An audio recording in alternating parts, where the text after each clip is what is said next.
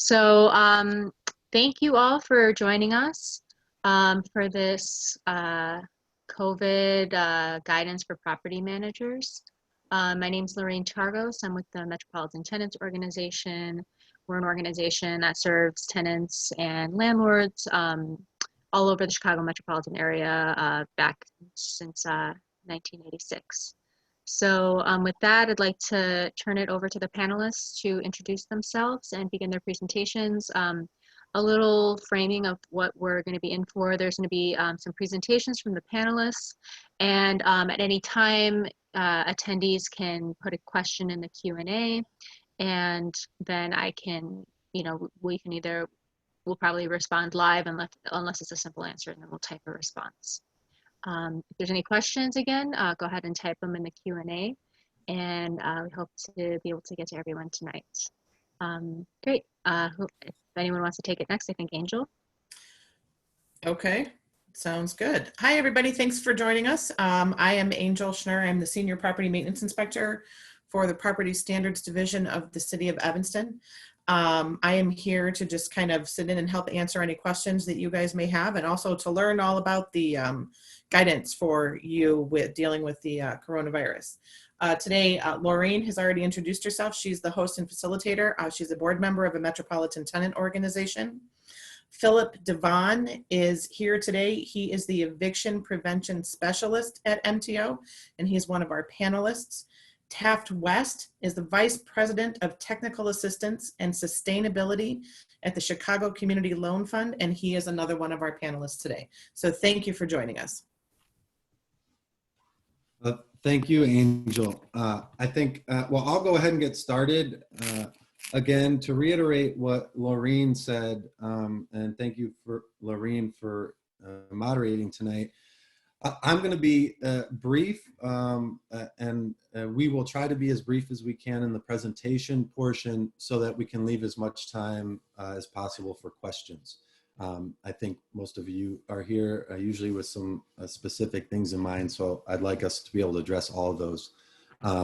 Just send that via the Q&A, and the moderator will get that question to us panelists. We'll have plenty of time to answer as soon as we get through the presentation. If you see anything during this presentation and you're really trying to scramble, don't worry if you don't get it written down.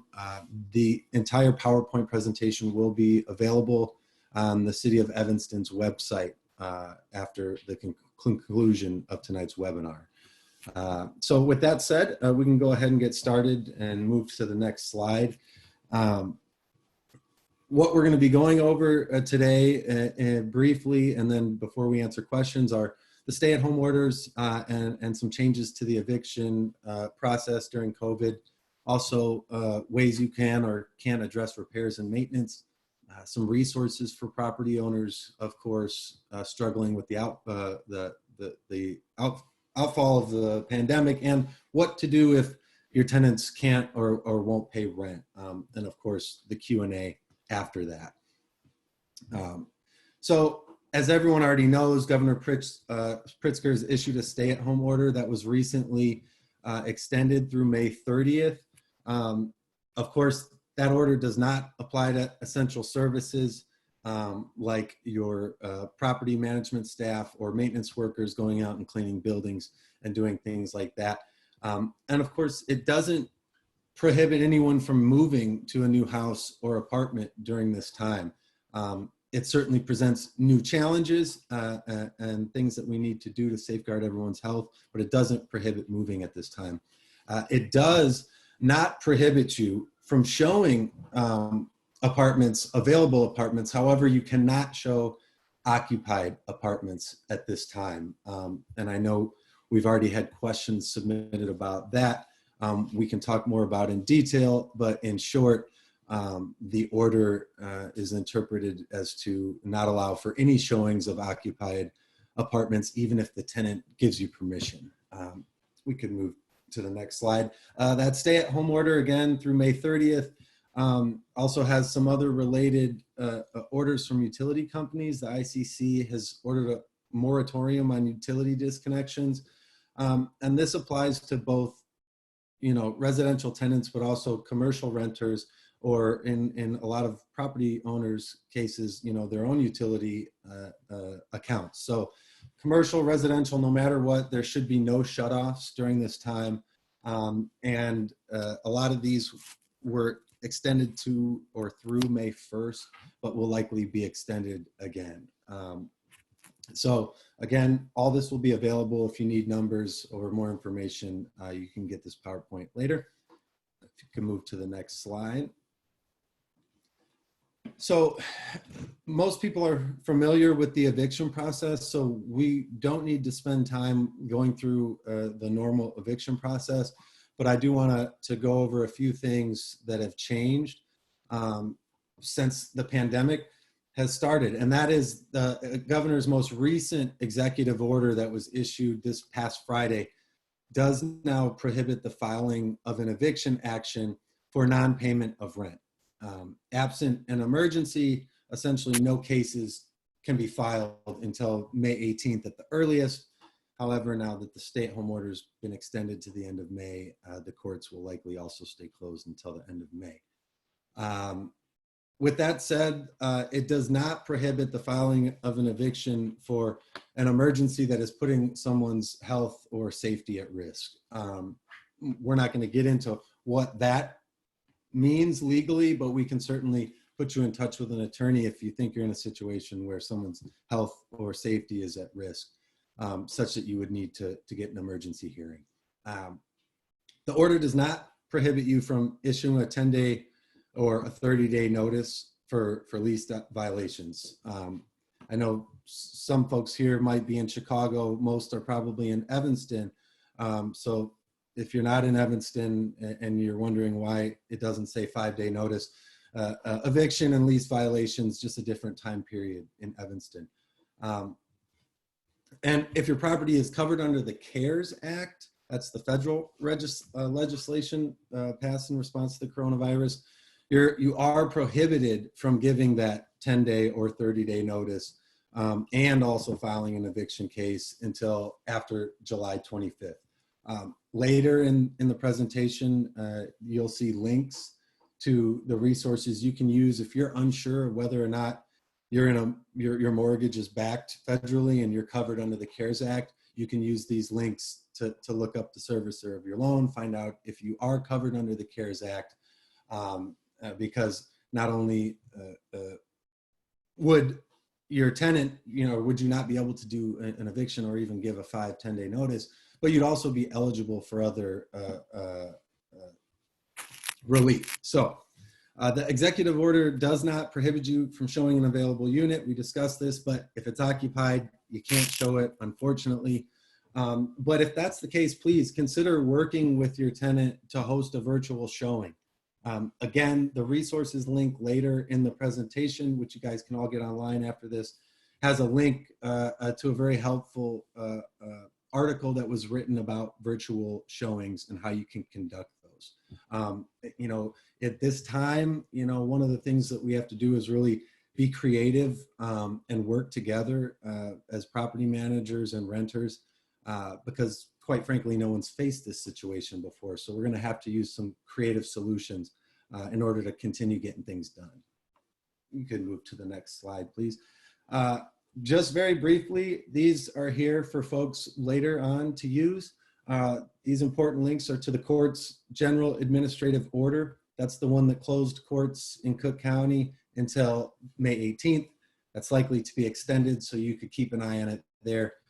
Again, the governor's current executive order, which was updated on Friday, the CARES Act, and 3 links to those sites that I mentioned where if you're unsure of whether or not your property is backed by a federal mortgage, you can go to this site or 3 sites and look it up.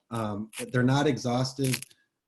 You can get our contact information after this as well if you're having trouble, and we can help walk you through that. Next slide, please. So I'm going to briefly go over the repairs and maintenance and kind of how to view and address that in light of COVID-19. Of course, common sense, we all know that the RLTO and the Evanston Building Code still apply during COVID-19. There's a link here where you can get more information on that specifically. But just because something still applies doesn't make it very easy to carry out. So if repairs are needed right now, you really, if possible, should cancel or postpone all non-urgent repairs. And if there's emergency repairs that are necessary, you really got to go above and beyond to make sure that those are carried out in a safe way. We can talk more during the Q&A about how that may be done in a safe manner.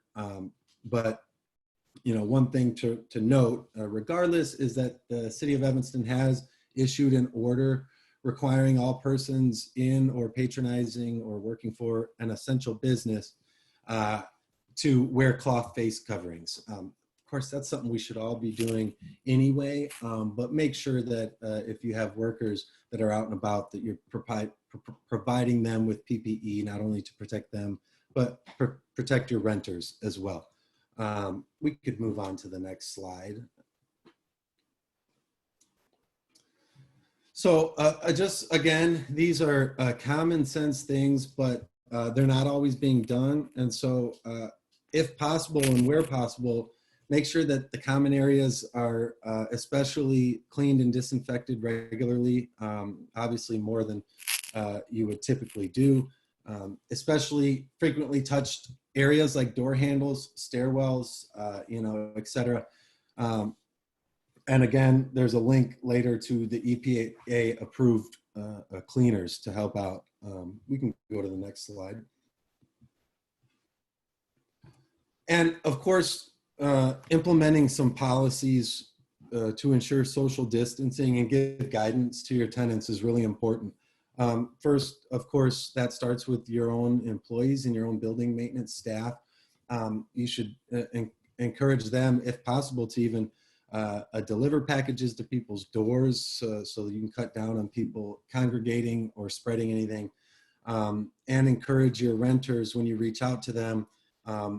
And again, when I say reach out to them, you should try emailing all your renters, communicate with them, update them on your efforts. And that's something we can provide templates and support if you need help doing that.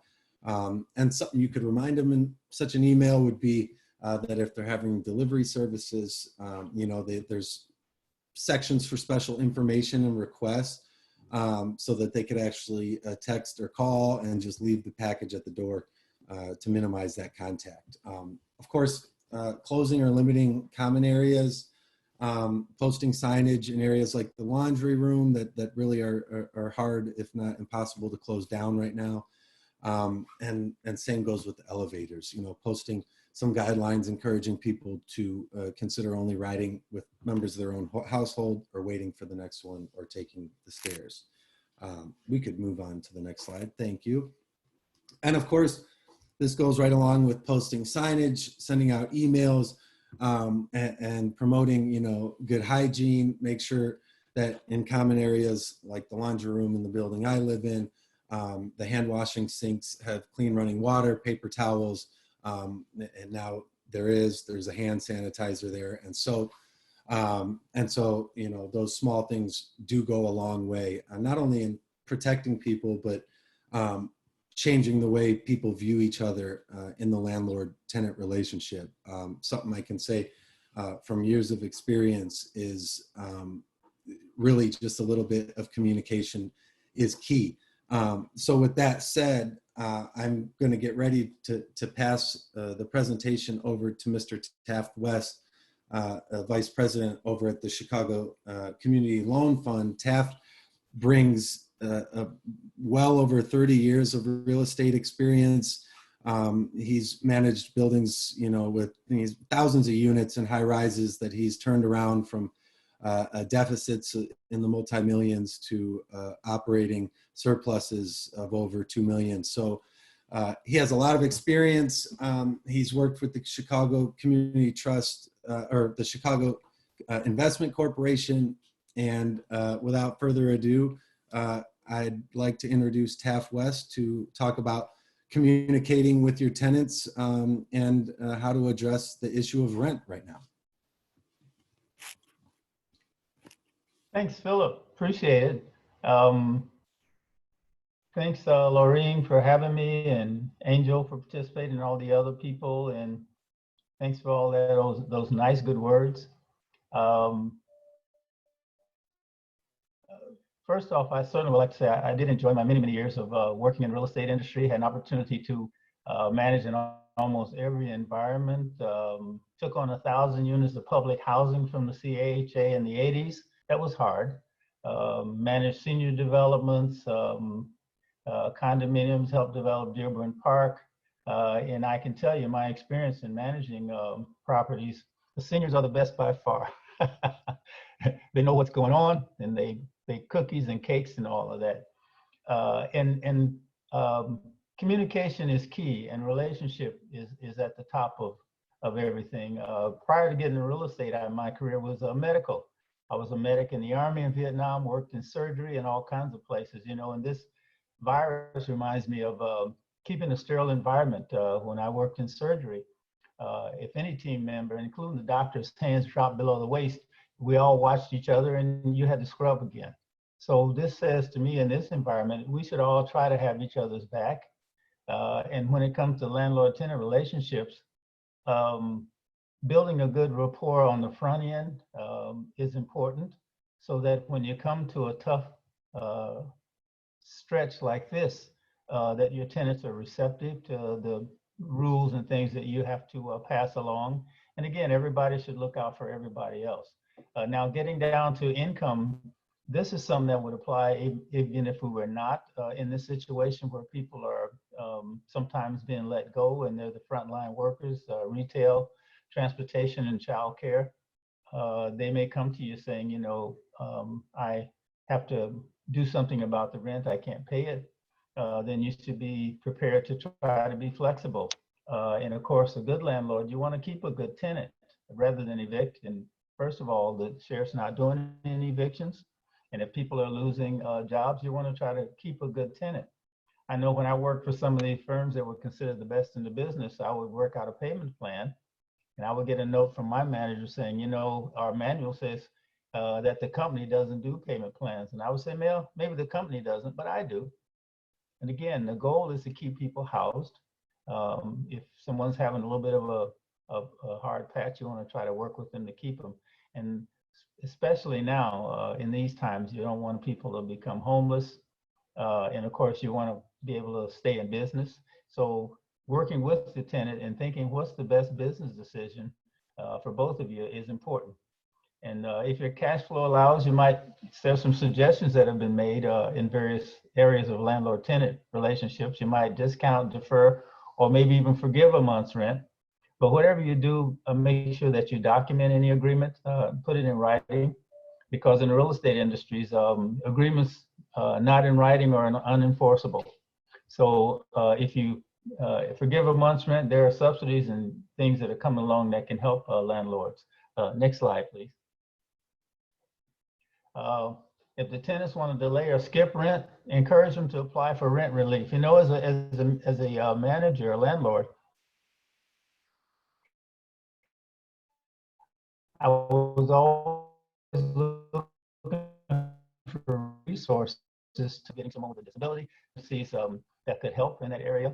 If I knew that a tenant was losing a job, if I knew people that were hiring, I would try to get them a job. Like for example, here they've got Catholic Charities and other nonprofits will give tenants a few months rent, sometimes up to 6 months. Department of Human Services, the city, that's something they've always done. And they have those all over the place.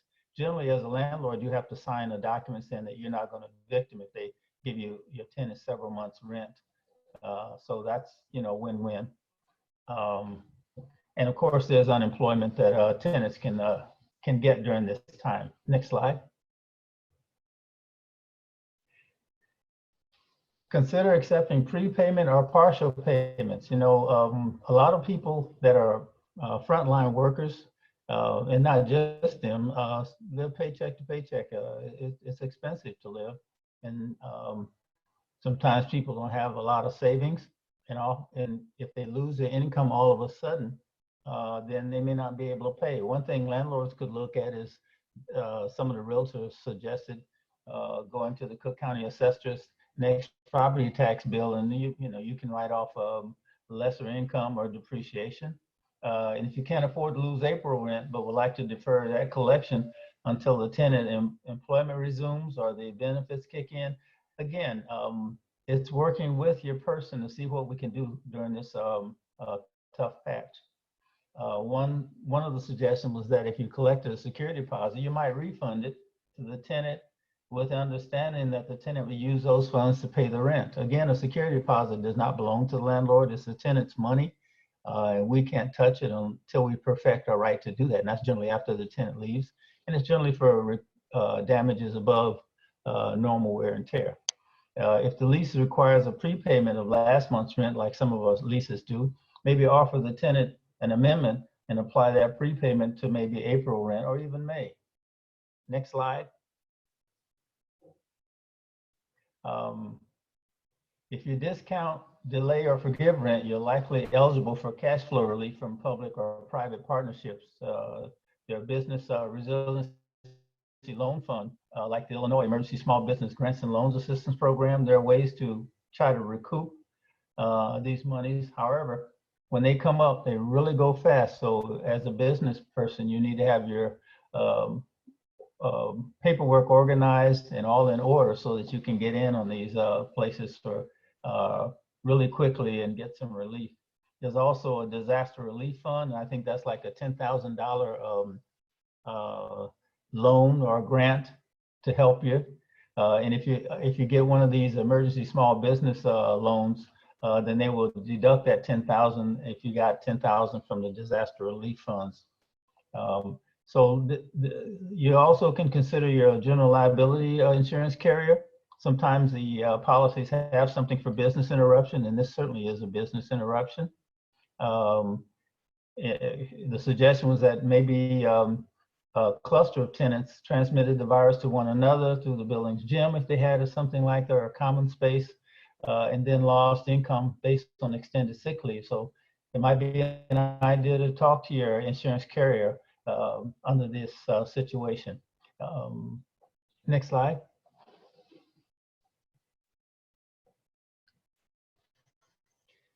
And here's just some resources on this last slide, just to maybe give some ideas of things that one can look at for resources. And again, the idea is to be thoughtful and flexible and try to think of ways that we can get through this together. And that's my presentation, Phil. I'm done.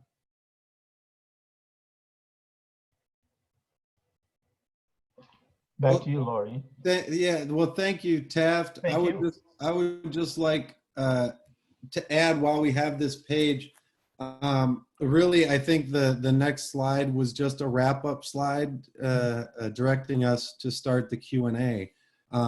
So if that's the case, let's just leave up this page for folks who might need to see it.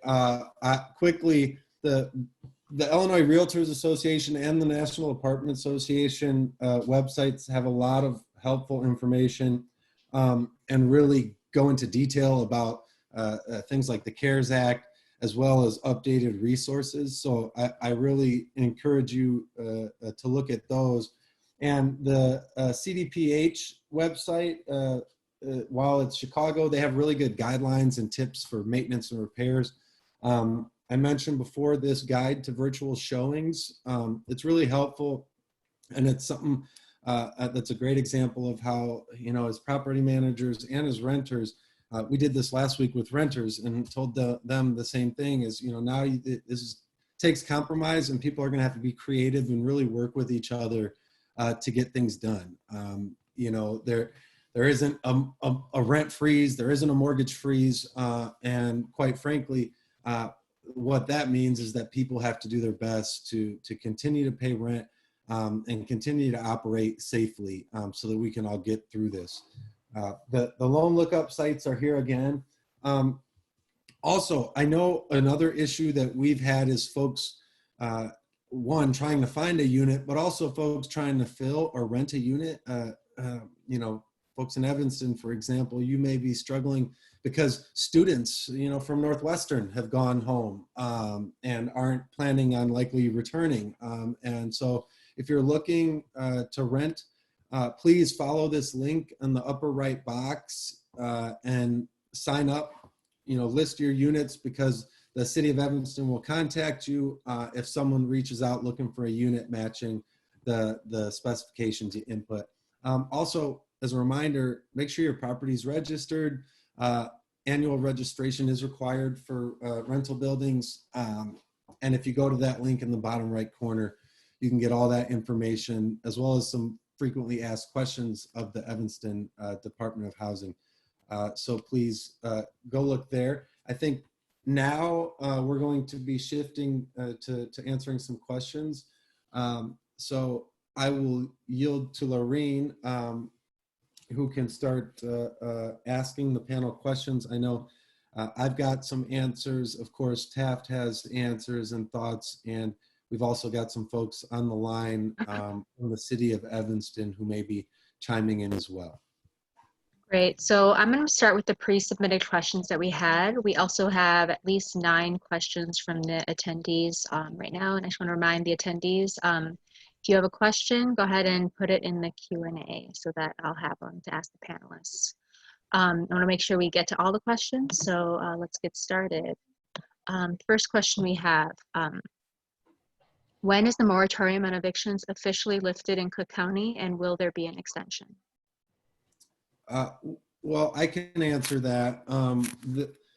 We don't know when the moratorium will be lifted. The answer is really a 2-part question, because there's both a general administrative order from the Circuit Court of Cook County that has shut down the actual courts. There's also an executive order from the governor that limits now the filing of evictions, except for emergencies, which we discussed. And then third, there's also an actual moratorium on evictions being carried out by the sheriff. So right now, the moratorium by the sheriff goes through the end of May. The court, again, is closed until May 18th, except for emergency hearings and filings. And we do not know yet how long that may be extended. It's likely to be extended to at least May 30th, though. Thank you for that, Phil. Our next question, has or will the Illinois government also put a moratorium on mortgages in the state of Illinois as long as the moratorium on evictions is in place? Good question. Taft here, I don't know the answer to that. Matter of fact, the people who have mortgages to pay, there has been no legislation to help them, and they're screaming to everybody, what can we do? So there really isn't an answer for that right now. However, if they are impacted by the virus, which would mean that they are not able to pay their mortgage because they're a landlord or whatever, they can certainly try to apply to some of these resources that Phil had on the screen. You want to chime in, Phil? Do you have any info on this? Well, and unfortunately, no, currently there is no, rent freeze. There's no mortgage freeze. I'm of the opinion there should be both right now to alleviate the issue. As long as people are told to stay home, they should be, compensated and helped out during that process.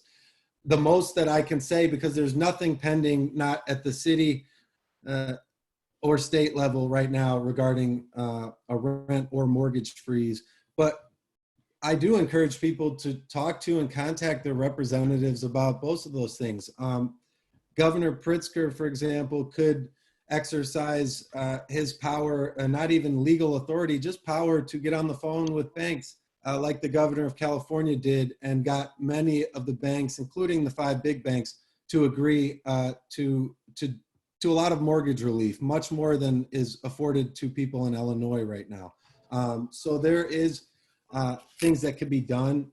There's nothing black and white, but please do, talk to your electeds about that and tell them how important that is, because people need relief across the board. Yeah, Taft for us here as a lender, what CCLF has done and some of the other not-for-profit lenders, CFIs, have said to their clients, if they need a forbearance, if they have any issues, reach out to us and we'll certainly see what we can do. And I think some of the larger banks have said the same thing to some of their mortgagees, that if they need a forbearance, that they will work with them and at least for the next 90, 120 days. And then work out a payment plan to pay things going forward without adding late fees or additional interest. So as Phil said, communication, let's talk, let's see what we can kind of do to get, because we all need to get through this together. Right. All right, thank you for that answer. And what free legal resources are available to landlords in Evanston? The list provided by the Evanston Public Library provides free legal help to tenants and not landlords. Well, I and anyone from Evanston can add on if they have something. I can't answer for because I don't know what exactly is being given out at the library, but I can assure you that if you do need legal help, you can contact MTO. We also work with a legal agency, a partner agency, Lawyers Committee for Better Housing, which is also contracted with the city of Evanston to provide support. And we have other low and pro bono resources available to small landlords that serve folks outside of the city of Chicago where we're located. So again, you can reach out to us and we can direct you to that.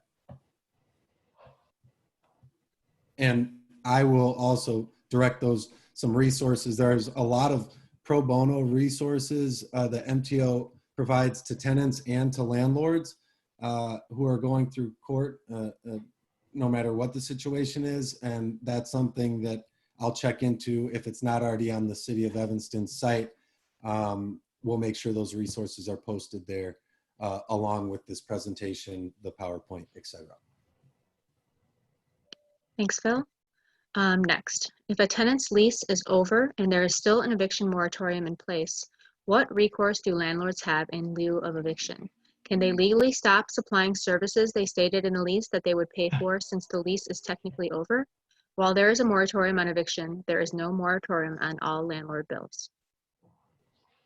Yeah, well, and quickly, I'm sure maybe Taft will be able to add some maybe strategic thinking in an answer to that. But I, at least from my standpoint, I would certainly caution this landlord, unfortunately not to cut off any services or anything like that, that especially if they were promised in the lease, that would constitute a lockout and a violation of the Evanston Residential Landlord Tenant Ordinance. And you don't want to get yourself into trouble doing that. And maybe Taft can talk about how to approach this situation in a way that might actually save you or allow you to still recover some rents and not have to really, go through court proceedings. Yeah, good point, Phil. Certainly you don't want to ever cut off essential services. The courts look at that as retaliation, and they might want to make an example if you do something like that. So you have to continue the services. And if the lease is over, then if the tenant is still there, if you accept any money from them, then you've begun a month-to-month relationship. While this virus is going on, everything is on hold. So even though the lease is over, if it turns out the tenant can find somewhere else to go, again, communication is key, and it's a partnership. I think getting our fur up and saying the lease is over, he needs to go or pay or whatever, I think we should take a step back, take a deep breath, and remember this person is a partner. And cutting off utilities is never okay, and judges look upon that with pretty seriously. So that's not the thing to do. But again, as Phil has said, communication is key. Talk to the tenant and see what the tenant would like to do and see what you can kind of do. But the person does not automatically have to move, and you cannot go and stop essential services. They have to continue. That's right. Okay, so our next question, this is a bit of a long one. Why doesn't the city of Evanston require general assistance to give a check to landlords who provide housing to general assistance tenants, even if that tenant is not compliant with general assistance rules? I have a non-compliant GA, also general assistant. I have a non-compliant GA tenant. According to GA, for privacy reasons, I am not told why he is not compliant, but that I should get a lawyer and that I would not be getting a check for this tenant. I have not received a check for this tenant for 3 months with no explanation. How exactly is the city of Evanston holding general assistant tenants accountable for their behavior as tenants, especially during this moratorium on evictions? Well, I'll start. That sounds similar to, when people have a voucher tenant. Your contract for payment is partial with the tenant and sometimes with the agency. But whatever your contract states is really something that you just have to follow. Sometimes when tenants don't do the right thing, you do have some options. My guess is before now, you might have been able to approach eviction. One thing that people who supply subsidies and assistance say is sometimes we as landlords are slow to pull the trigger. And, so if this is the third month and that landlord is just now acting, that's being a little bit too lax. As anybody moved in as a manager when I worked, not that I was, the best at it, but I made sure I said the same thing to everybody. And on top of my whole move-in packet was who you pay the rent to and the fact that it's due on the 1st. And I would nicely welcome them, and I'd tell them, it's important, you have to pay me. If your rent is $12 and you have you have some kind of assistance, on the 1st, I want 2 5s and 2 1s, or I'm knocking on your door. I'm going to make sure you have a great place to live, and then you've got to pay me. And I've actually knocked on people's back door at 8 p.m. saying pizza, when they were avoiding me, and we'd all have a laugh, but I have my hand out. So right now, that landlord is in a bind. Legally, if the person hasn't paid, he certainly can't evict him. But whatever his contract says, whatever the agency is, if that agency has some, which it does, has some influence over this client, then I think he should certainly work with that agency. And the reason they're not telling him, my guess is this may be a person who may have a condition that is acting up, and those things are private. If there's a contract and he violates the contract, generally that's all you need to know. Other than that, my guess is that landlord should be enforcing payment from his tenant. But right now he's stuck. Go ahead. Yeah, and to add, I actually saw this question earlier and got a little input from the city on at least on a technical standpoint. And in a situation where the tenant is not eligible for general assistance, the tenant's responsible for his or her own rent, but the office cannot disclose why the tenant is no longer eligible without the tenant's consent. And that's something, quite frankly, it's unlikely to change. And, the general assistance office doesn't provide advice on eviction proceedings, but, we kind of just answered that question because, as we know, there's no evictions in Cook County right now. So someone in that position is going to be really, to me, should do the same thing that someone whose lease has expired that they weren't planning on renewing should do. And that's come to some sort of short-term agreement because the last thing you should be doing is putting someone out with nowhere to go during a pandemic, but also it's going to be difficult likely to get a new rent-paying tenant in there. So it's in everyone's best interest to get at least a short-term rental agreement in writing to ensure people stay housed during this time. Great, I want to do a time check. We're at 6:39. A few questions left here on the pre-answers, and then we have 14 questions. So how does the Evanston Department of Health does the Evanston Department of Public Health let the building owner or management company know if someone in their building tests positive? Do residents have a right to know if someone in the building has tested positive, and how much information can be shared? So I can answer that question. It's Angel. I got the answer from the health department earlier today, and the health department's response was the coronavirus status of an individual is considered protected health information. So the health department is not allowed to release that information. The individual can willingly share the information, but they are not required to do so. The same answer applies to whether other residents in the building need to be informed. Since there is community spread of coronavirus, it should be assumed that there are individuals in the building who have had or will have coronavirus at some point. Everyone should do their best to maintain a social distance of 6 feet from others. They should also wear a mask in areas that social distancing is difficult to maintain: elevators, laundry rooms, common areas, etc. It is also recommended to provide hand sanitizer in the common areas to encourage proper hand hygiene. Thank you, Angel. And this next question is somewhat related. I'm a property manager and I have received a notification from a resident that they have tested positive for COVID-19. What responsibility do I have to inform other residents that a tenant in the building has tested positive? What responsibility do I have to my maintenance workers? Again, this answer came from the health department earlier today. The decision to inform other residents is solely up to the individual with COVID-19. The property owner is under no obligation to share any information with other residents of the building. Regarding maintenance workers, they should frequently be cleaning, sanitizing high-touch surfaces, doorknobs, doorbells, elevator buttons, railings, etc. They can postpone any non-urgent repairs until adequate social distance can be observed. Great. This question was, I think, answered during the Q&A or during the presentation, but I'm a property manager. The lease is almost over. I want to show the unit to protect prospective new tenants. May I do this? Yeah, I think, Lorraine, that I may have answered that while I was talking. Again, the answer, unfortunately, is no. And that's based on the executive order as well as guidance that was issued by the Illinois Department of Commerce and Economic Opportunity. No unit that's occupied can be physically shown during the pendency of the governor's executive order. So that also answers, I think, the follow-up question, which was, can I show it if the tenant consents? And the answer is still no, pending through the duration of the governor's order.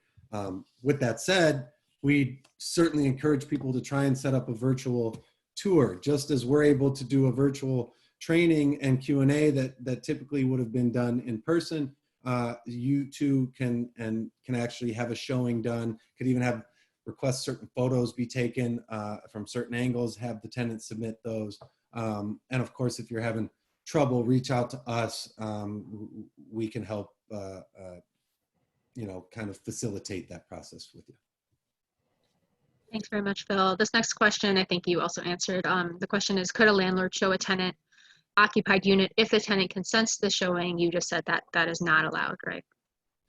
Right. I think. Except virtually. Right. And I think that question, and someone from Evanston may want to chime in, but I believe they were may have been asking specifically about a city inspector from the city of Evanston. That's the next question coming up. Yeah. Oh, okay. So I can roll right into it since you brought it up. May an inspector enter a tenant occupied unit in order to perform an inspection in anticipation of re-letting the unit?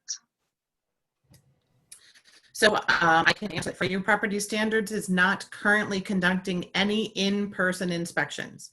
We are able to conduct video inspections to verify correction of violations or to do an inspection prior to occupancy only if the unit is not occupied. And the reason I say that is because the landlord or the manager will have to enter the unit and conduct the inspection via video. They would be walking us through the unit to view those violations. So it has to be unoccupied. It cannot currently be occupied by a tenant. And then we would conduct those inspections with the owner via, Google Meetings or Zoom or FaceTime, whatever they have access to. Thank you for that. All right. Next, I am a property manager and I have a maintenance staff that is commonly called upon to enter residences to do repairs or maintenance on the property. What are my responsibilities to my staff and tenants from exposure to the COVID?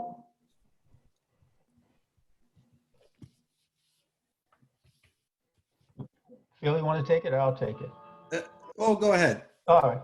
Well, the same guidelines apply. Your staff certainly ought to be having masks, gloves, and if they have to enter an apartment, certainly social distancing. But going into apartments during this virus pandemic, it should only be for emergency repair.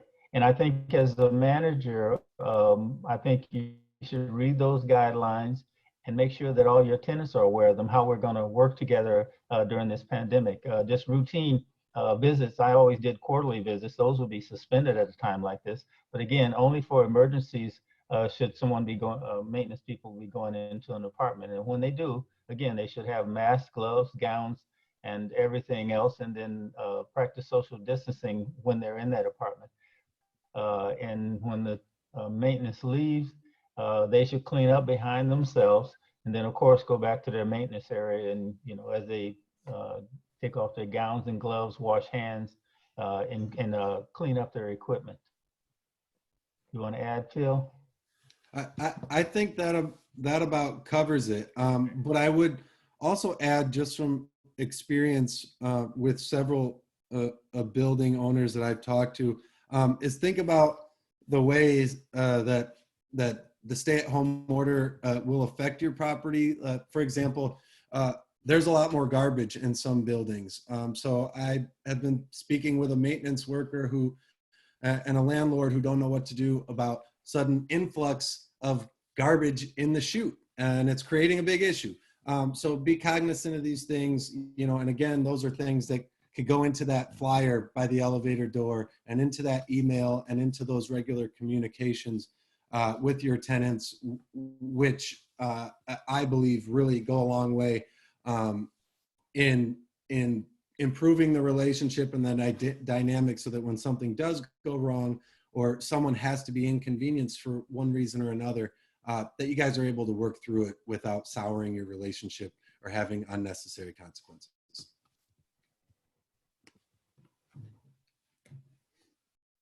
Thank you, Phil.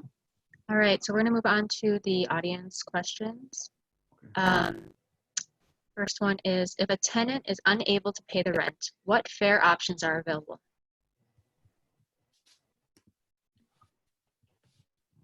Fair options. Fair is a relative term. The tenant is still, obligated to pay the rent, as the landlord is obligated to pay the mortgage.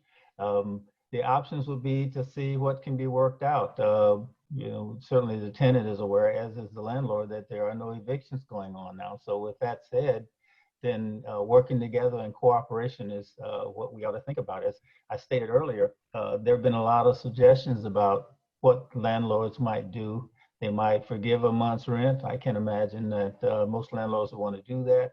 They might refund the security deposit and have the tenant to pay that. If they have a prepayment, first month's, last month's rent, maybe this last month's rent or the prepaid rent, they might refund that to figure this out. But again, we're in new territory here, so that's why that's important. You want to add, Phil? I think I think that about covers it. I would encourage folks, if you are in that situation, again, contact MTO because at the very least we can convey. You could speak with me or one of my eviction organizers, or if need be, we can get someone from LCBH to talk about how to negotiate an agreement. Really, there's a lot of nuance. Everyone's situation and relationship is a bit different, but we found that it's always better to come to an agreement, sit down, and help us. We can help mediate that. So before you make any big decisions, it's good to contact us and see if we can help you work something out with the tenant. Great, thank you.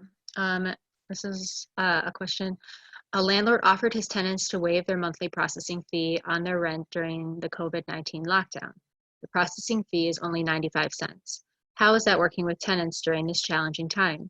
While tenants understand that landlords have their bills to pay as well, how can a landlord like this work with longtime tenants fairly without insulting them? Well, Taft here, generally during this time, what's been advised to landlords is don't charge any unnecessary fees. Don't charge any late fees, but certainly work with that tenant, even though 95 cents isn't a lot of money. I think the spirit of working together, I think, is what's in play here. And whatever fees that a landlord typically charges, we're not doing that at this time.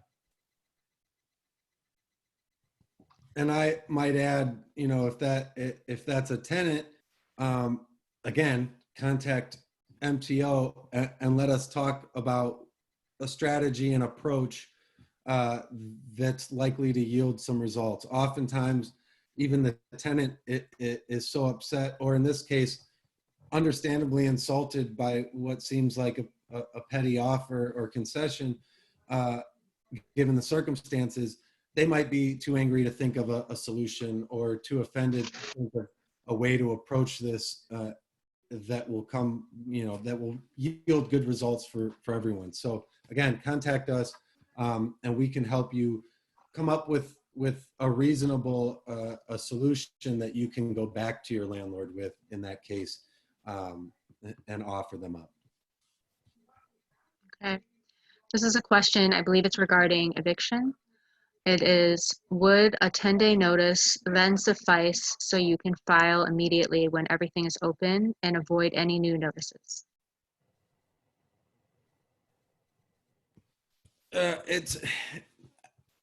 I'm not positive. I would have to double check.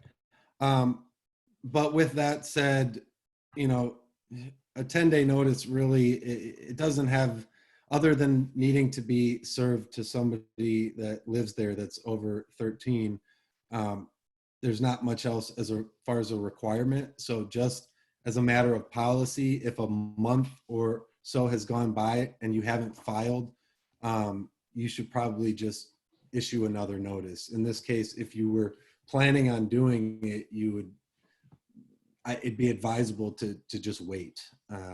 And if there's something, again, non-payment, yes, you'd probably have to reissue.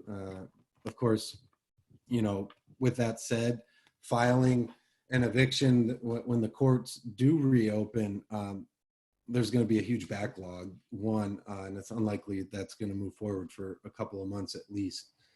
So again, that would, going back to those free legal resources, that I would call MTO so we can get you in touch with LCBH or another negotiator that can see if there's a reasonable workaround, because usually going to court isn't really a help, except if someone really truly is refusing to leave.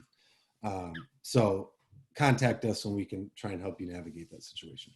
Yeah, I might add here, Phil, I was reading the ordinance about what's going on now. Certainly a landlord can issue 5 or 10-day notice or whatever they are, 30-day notice, the lease is over.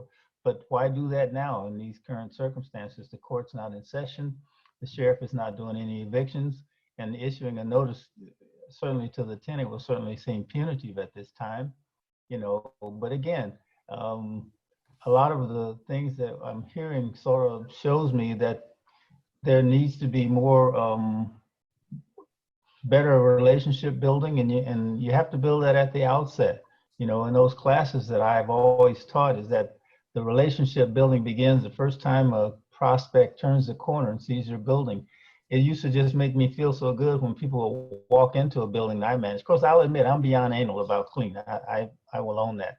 And their mouth is open, their eyes are bugged out. And it was a low-income building. They were like, I thought I was going to apply for a building that was either project-based Section 8 or low income. I said, well, welcome home. You're here, you know, and clean is, you know, maintenance guys, if your job is cleaning, you got to scrub it clean. And again, when I come in and look, I'm like the scrub clean person. So the relationship gets built on the front end. And when I always have a little packet. When we did Dearborn Park, we rolled out the red carpet. So I said, how wonderful that would be to do the same thing for people that don't have a lot. And sometimes when we're doing our move-in for low-income folks, they're looking around like they're treating them like they're buying a $200,000 condominium or co-op. Well, that building that relationship on the front end bears dividends all the way through that relationship. And as a manager, you always want to keep your respect for your partner. Even when I've gone to people with my big smile and say, hi, it's so nice to see you today. However, I'm here today because you're leaving, okay, because of things that have gone on. So whatever that is, and and you'll be known by how you operate your business and relationship building. The notices and everything have teeth, but they're really pieces of paper, and so at the end of the day, it's a relationship that'll get you through when times get tough, and they're certainly going to happen. So that's, I hate to preach on this, but some of the questions that I hear, if you've got to go to somebody else to work out a relationship with your partner, then something's missing. But thank God for places like MTO. That's all I'll say. Thank you, Taft. All right, we got 12 questions to go. This I'm last, welcome. this new one, no showing unit when it's occupied is in effect until the stay-at-home order ends. I believe that's correct, right? Yes. Right. Yes. All right, Yes. another Covered. question.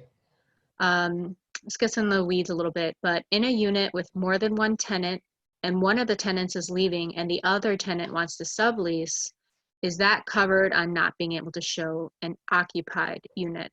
Or can they show to find a sublease candidate? Well, now that's certainly a tricky question. It's open to interpretation. I can tell you, as an attorney, that's open to interpretation because it's never been challenged in court. No one's ever been trying to sublease their unit to someone else during a pandemic in the city of Evanston, at least as far as I know. And I'd be willing to hang my hat that that's true. With that said, generally, you have the absolute right to sublet and you have the right to show your unit. And since when a tenant sublets a unit, they do become, in a sense, a landlord to that subtenant. It's my interpretation this would include, the prohibition against physical showings, even to people trying to sublease. With that said, everyone can, that should be something you communicate with your roommates with. If people are comfortable, I can't stop them from doing it. And I think, again, I would strongly encourage those folks to try and set up, a virtual showing. And if that's not possible, find some other accommodations, like, when someone's out of the house. Right. All right, so this question, it's very tough to distinguish between emergency and non-emergency repairs, especially when the order has been extended. Something that looks harmless today can turn into something problematic in 30 days. And there's also a follow-up question to this, so I'll ask that at the same time.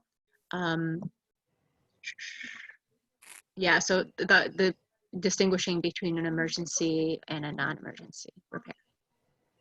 Well, Taft here, an emergency is something that is a direct threat to the property or to life.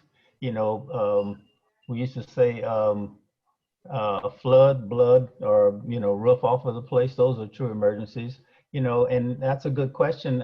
Things that at some point, any lack of maintenance is going to be an emergency. Buildings are settling and actually deteriorating all the time. And so we do little things to keep them up. A stress crack on a wall eventually will be a bigger crack. But if it's something that's not an emergency and at some time it may get to be one, then we don't deal with it right now in this pandemic. We only deal with things that are emergencies. If someone's toilet starts running over right now, that's an emergency because that can be a flood. Certainly we deal with that. Or if the hinges of your door fell off and your door's open, that's an emergency. But a small leak in a faucet right now, I wouldn't consider that emergency. And so emergencies are clearly generally defined in the documents that a landlord gives to a tenant. And we sort of discuss these things so that we're all on the same page. And I think since that question came up, it might not be a bad idea for landlords to get back to people and say, this is how we're operating under these conditions. And when things change, we have to be in touch with people, to let them know how we're going to be operating, and also be available to answer questions. When people have questions, they're not sure, and this is probably one of them. And I would say that emergencies are still emergencies, and if they're a threat to life or property, then those are true emergencies. Wouldn't you agree, Phil? Yeah, I would absolutely agree. And, you know, again, I would encourage people to contact us if you have questions about that, or if you think there's something that needs to be done that isn't being done, or the tenant doesn't want it done. In any event, no matter what happens, if you try or guys have a disagreement, just put it in writing. And that's the best way to move forward. And almost really in every instance is make sure you put everything in writing. Okay, we're at 7 o'clock, but we still have a couple questions. So if the panelists are okay to stay a little bit longer to answer some questions. All right, Yes. thank you. Okay. All right, so you've talked about working to help our good tenants. What about problematic tenants? Provided we give proper written notice, is there any legal restriction regarding non-renewal of lease? Well, I think we've really, this is Philip, I think we've really kind of addressed this as far as problematic tenants. If this is a matter of non-renewal, sure, you still need to give proper 30-day notice of non-renewal. But again, with courts closed, with eviction moratoriums, you know, if that person doesn't have somewhere to go, you now may have escalated a situation to the point where they don't want or refuse to pay rent at all. So given this situation, it's highly advisable to approach the tenant about a short-term lease, or just offer a short-term renewal until all of this has passed. Because moving forward with a termination certainly will sour the relationship as it stands now, and likely just lead to non-payment and loss of income, and possibly putting people in danger. And I think that's avoidable here. Great. What do you recommend a landlord who has rented to Northwestern students who do not pay the last 2 months of rent on their lease? Call their parents? No. Absolutely. Seriously, well, I'm only half joking. I would, because oftentimes their parents might actually be co-signers. I don't know.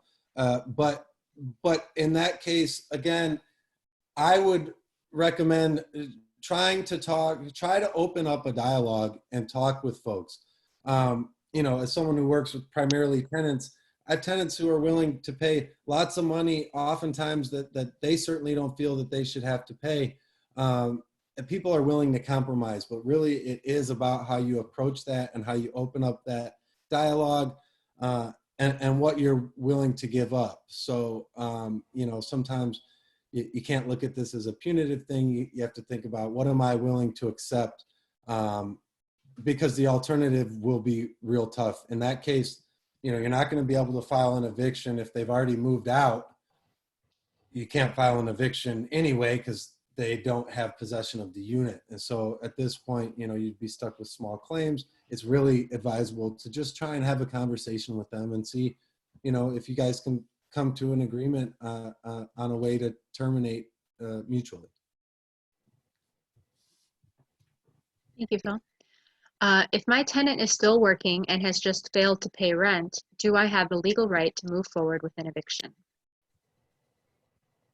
Well, no, the short answer there. So again, these are certainly nuanced. Without more details, I might wonder, how do you know whether or not the tenant is working or not? But I would say that regardless of the reason they're not paying, you don't have the right to move forward with an eviction right now. So I you know, refer back to my previous answer to the last question about trying in the most respectful and productive way possible to open up a dialogue, and maybe approach the tenant and say, hey, you know, I know you haven't paid rent. You know, are you out of work? Is there anything I can do to help? What can we do to get through this together? And see if that, you know, yields different results. This is Taff. Let me chime in. What Philip is doing is teaching landlords relationship building on the back end. You know, if you have a tenant or a partner and they don't want to pay you, and they can pay you, that indicates there's some kind of a problem. And so landlords are charged with the responsibility of managing that relationship, because the tenant has some responsibility too. But as landlords, we're considered professional, and it's up to us to try to manage that relationship. So there's a problem there when the tenant can pay and don't want to pay. I think Phil has given certainly the best answer. Right now, there really isn't anything that can be done except think about that and try to build a relationship on the back end. I used to answer the hotline for the city of Chicago's 311 landlord line, and sometimes people would call me and they would say, you know, this guy I find out he's dealing drugs and on and on and on. And I say, well, I don't think anybody wakes up in an apartment and say, you know, I heard dealing drugs makes a lot of money. I think I'll start doing that. They did it at the last place. So some inspection up front and meeting people, as Phil was trying to say, all of that is very important, but you got to do it on the front end. You got to maintain that relationship, you know. So. Thank you, Jeff. Yes, you All will. right. Will the city of Evanston waive or reduce water, sewer, recycling bill, or late fees? That might be a question for the Edison. At this time, I don't know that they're planning to do any of that. I would just say stay tuned to all of the City of Evanston socials and website to see what updates they provide as this progresses through the stages. Check your website, check Facebook, check Twitter. Right now, though, I haven't heard of any reduction in fees. Great, and this question's related. The cost of fuel for garbage and recycling trucks have gone down. So, and I'm not sure if that's true. I've heard that household garbage has increased, but I don't know if that's the case in Evanston. But can the city of Evanston reduce the recycling bill amounts and instruct Groot to reduce their garbage removal charges? Again, it's the same answer. At this time, I don't think they're going that there is anything in place to reduce the fees. I know that negotiations are always taking place. We do have a contract with Groot. I don't know if anybody's looking into changing what terms we agreed on. Just keep an eye on the city's website and watch for updates. Great. And there are some folks raising their hand in the attendee group. If you have questions, be sure to put them in the Q&A. You know, our panelists are staying a little bit over, so be sure to put your questions in the Q&A. Next question. Is the city doing inspections for vacant apartments for programs like Connections? The city of Evanston can conduct video inspections. You have to have access to a smartphone or a tablet.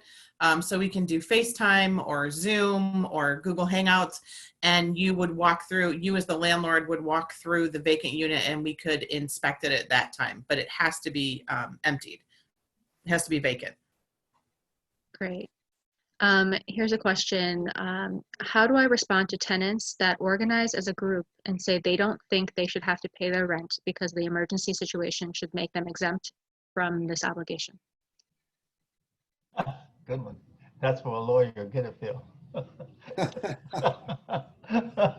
Yeah, well, quite frankly, if that is the case, as it's stated, you're going to have to sit down and have an honest, earnest conversation with the group and address their demands. It sounds like from what, and I don't see the question in front of me again, but it sounds like people have actually organized a group and asserted that position. So that's something that you'd want to consult an expert or someone with MTO or a lawyer, which you could get a referral from us, to talk about how to enter a negotiation like that. Again, this is something that when you're participating, when you're in it, it becomes a, me versus them. I just want to win. But in reality, a win is usually a mix somewhere in the middle.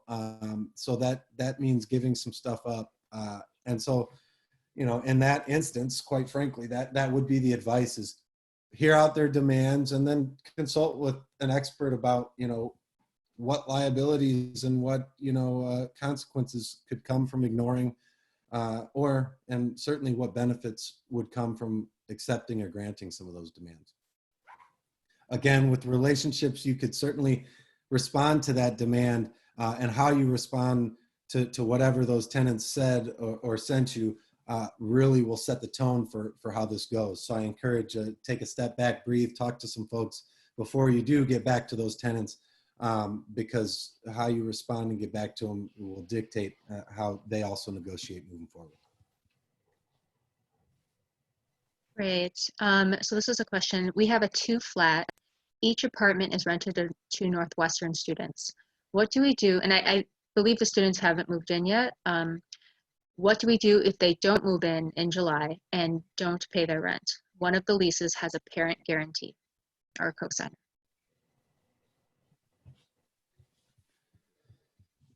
Well, first, what I would do now is talk to them.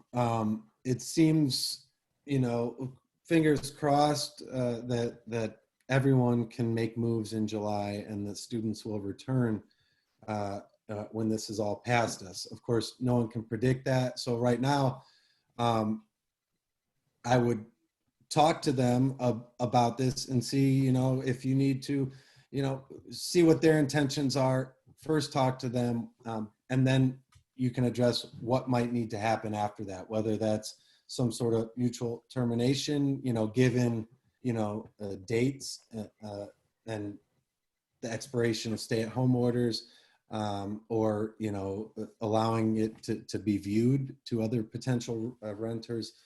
Certainly there's some workarounds, but very first we would advise you to call out and reach out to them. Great. And this last question, does anyone have any idea on where to get hand sanitizing products? We are having a very difficult time on that. I got some.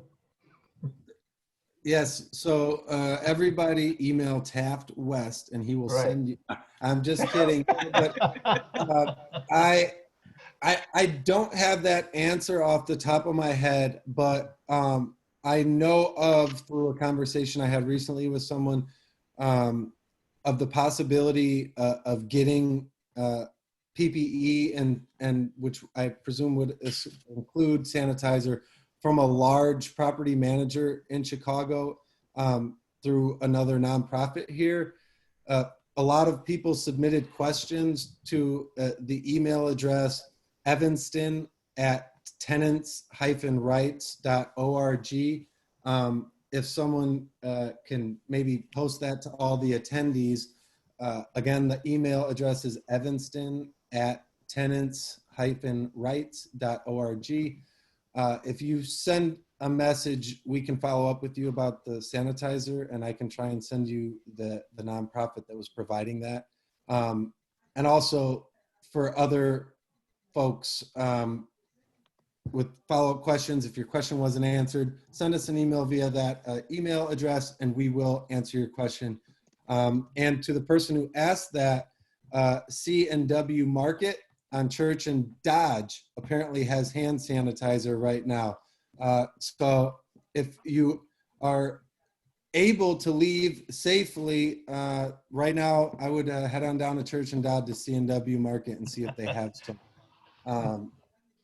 Great. And, speaking personally, I know the Koval Distillery has a bunch of, they've been manufacturing like liquid hand sanitizer. And if you can find yourself some empty bottles with a squirt top, like a spray top, not like a lotion top, those might be ways you can DIY yourself some if you can't find it in the stores. That's a great idea. So again, thank you everybody, and thank you to Lorene for moderating today. Again, Evanston will be posting links to the presentation and to the slideshow. And again, the email is in the chat. If you have follow-up questions that weren't answered, send them to that evanston@tenants-rights.org and we'll make sure you get an answer. Thanks for having me. This is Taft. Thank you, everyone, and thank you for the questions and Phil. comments. Thank you. Be All safe and do well. Right. Bye, safe. Angel. Have a great night. Bye-bye.